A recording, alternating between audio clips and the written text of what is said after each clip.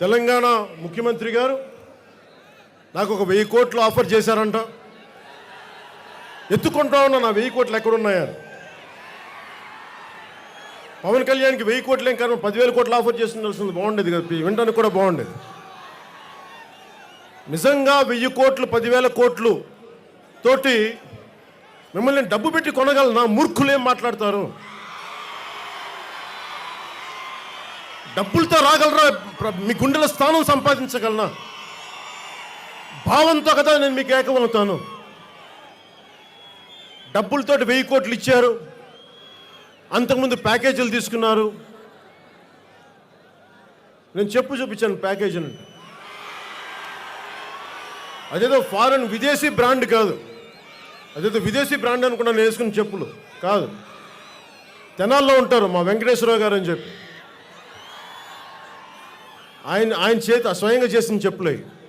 చాలా గట్టి దెబ్బ కొడదు, ఇంకోసారి పిచ్చి పిచ్చి వాగులు వాగుతారు. మేము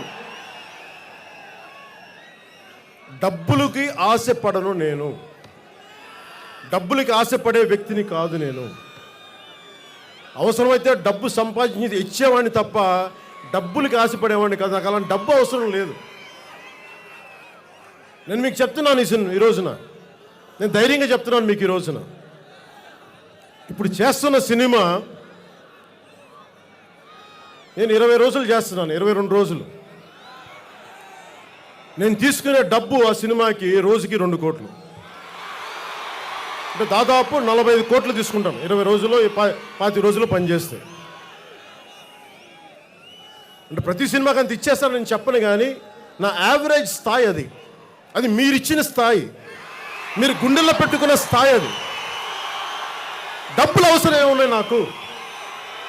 డబ్బులు అవసరం ఏముంది నాకు? నేను సంపాదించుకోలేను డబ్బులా? నేను చూడని సుఖాలా? అరే ఒంటి పూట భోంచేస్తాం, కడుపు మంట కడుపు ఆకలి పెట్టుకుంటాను దేనికి? నా కడుపు నిండిపోతే మీ బాధలు నేను అర్థం చేసుకోలేనని ఒంటి పూట తింటాను. నేను అర్ధాకలితో ఉంటాను. ప్రభుత్వ ఉద్యోగ కొడుకుని, నేను కష్టాలు తెలిసిన వాడిని. ఇంత సంపాదించగలిగే కెపాసిటీ ఉండి నేను ఎందుకున్నాను రాజకీయాల్లో కంటే, 1964 నుంచి అందరూ ఒకటే చెప్తున్నారు, పాలన మారాలి, ఒక కులానికే ఉండకూడదు, అన్ని కులాలకి సమాన ప్రాతినిధ్యం ఉండాలని. అందరూ మాట్లాడేవాళ్లే, దూకు అనేవాడే, కానీ దూకేవాడు ఒక్కడు లేడు, నడిపించేవాడు ఒక్కడు లేడు. నేను దూకేసా ధైర్యంతో. మీరు నన్ను ఓడించేశారు అందరూ, కానీ నాకు తప్పు బాధ అనిపించట్లా. మీ నమ్మకం నేను సంపాదించుకుంటాం, మీరు గుండెల్లో ఇచ్చిన స్థానాన్ని నేను పదిలంగా దాచుకుంటాం, మీకు అండగా నేను నిలబడతాం.